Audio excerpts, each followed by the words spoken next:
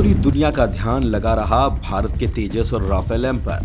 इधर भारत 5वीं पीढ़ी या छठी छोड़ो 7वीं जनरेशन के योद्धा पर काम कर रहा। दुनिया को भारत का प्लान पता लगा तो महाशक्ति देश भी रह गए हैरान।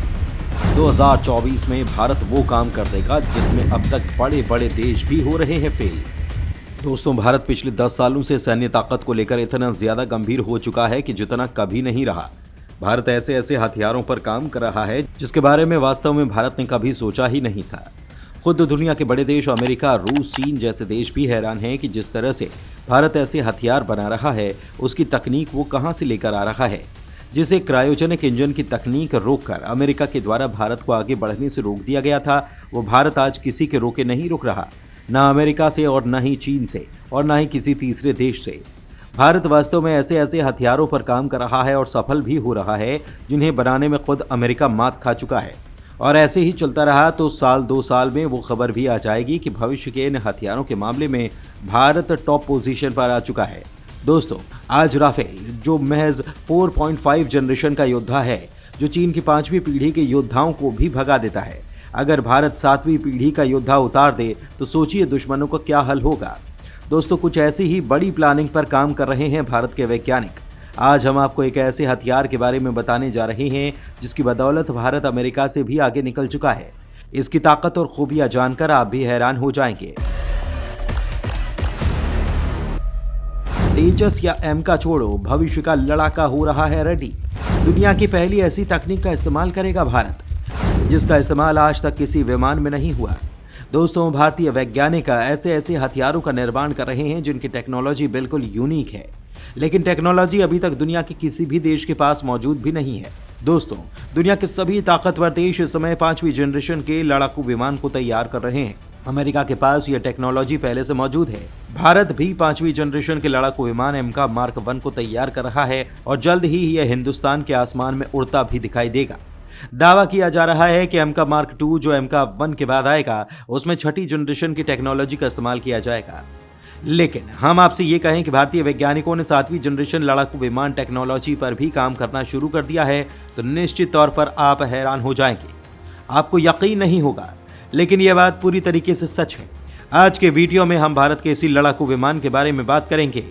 तो दोस्तों, भारत के DRDO की एक शाखा NDA यानी कि एरोनॉटिकल डेवलपमेंट एस्टेब्लिशमेंट के वैज्ञानिकों ने कुछ महीने पहले एक टेंडर जारी किया था जिसमें कहा गया था कि हमें ऐसे विंड टनल मॉडल की जरूरत है जिसकी IIT कानपुर में मौजूद नेशनल टनल टेस्ट में टेस्टिंग की जाएगी। जिस समय यह खबर निकलकर सामने आई उसी समय से भारत के फ्यूचर फाइटर जेट को लेकर चर्चा तेज हो गई, क्योंकि ये बात तो निश्चित थी कि यहाँ पर AMCA फाइटर जेट की टेस्टिंग नहीं की जाएगी। उसी समय यह दावा किया गया कि भारत एक नए भविष्य के फाइटर जेट फूफा पर भी काम स्टार्ट कर चुका है।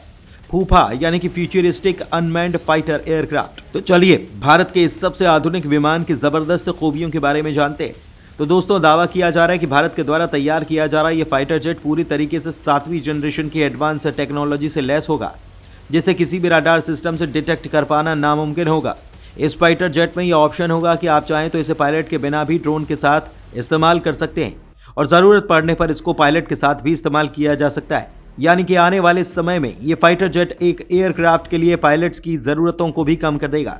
जिस तरीके से ड्रोन को उड़ाने के लिए किसी पायलट की ज़रूरत नहीं होती, ठीक उसी तरीके से इस एयरक्राफ्ट को उड़ाने के लिए किसी पायलट की ज़रूरत नहीं पड़ेगी। दावा तो यहाँ तक किया जा रहा है कि यह fighter jet self healing technology से लैस होगा। दुनिया की पहली यूनिक तकनीक जिसका इस्तेमाल सबसे पहले भारत करेगा। दोस्तों, सेल्फ हीलिंग टेक्नोलॉजी एक ऐसी टेक्नोलॉजी है जो अब तक दुनिया के किसी भी लड़ाकू विमान में मौजूद ही नहीं है।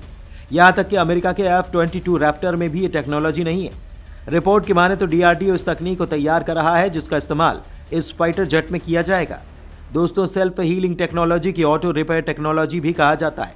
अगर एयरक्राफ्ट युद्ध क्षेत्र में क्षतिग्रस्त हो जाए और उसके किसी पार्ट में कोई खराबी आ जाए, लड़ाई के दौरान छोटा मोटा डैमेज हो जाए, तो एयरक्राफ्ट सेल्फ हीलिंग टेक्नोलॉजी की मदद से उस डैमेज को खुद ही रिपेयर कर लेगा और एयरक्राफ्ट को सैन्य बेस पर वापस लौटने की जरूरत भी नहीं पड़ेगी। इसके अलावा ये भी कहा जा रहा है कि स्पाइटर जेट मिसाइलों का इस्तेमाल नहीं किया जाएगा, बल्कि उनके स्थान पर लेजर हथियारों का इस्तेमाल किया जाएगा, क्योंकि मिसाइलों के साथ दिक्कत ये आएगी कि किसी भी लड़ाकू विमान में सीमित संख्या में मिसाइलें फिट हो सकती हैं। जैसे ही ये मिसाइल खत्म होती है, लड़ाकू विमान को मिसाइलों को लोड करने के लिए सैन्य बेस पर वापस लौटना पड़ता है। लेकिन लेजर हथियारों के साथ ऐसी दिक्कत नहीं होती, क्योंकि लेजर हथियार बिजली से चलते हैं, यानी कि लेजर हथियारों के माध्यम से कितने भी बड़े हमले हो सकते हैं और उनके साथ रीलोडिंग की भी प्रॉब्लम नहीं आएगी। दोस्तों, दावा किया जा रहा है कि भारतीय वैज्ञानिकों का पूरा फोकस MK Mark 1 को तैयार करने पर है, क्योंकि भारत फाइटर जेट निर्माण में अमेरिका, फ्रांस और चीन से अभी पीछे है। लेकिन भविष्य में भारत इस मामले में अव्वल रह सकता है। यही कारण है कि भारत ने MK के साथ साथ फूफा फाइटर जेट पर भी काम करना शुरू कर दिया है। तो वीडियो में फिलहाल के लिए बस इतना ही। वैसे आपको क्या लगता है, क्या भारत स्वदेशी तरीके से 7वीं फाइटर जेट का निर्माण भी कर सकता है? आप अपनी राय हमें कमेंट के माध्यम से जरूर बताएं।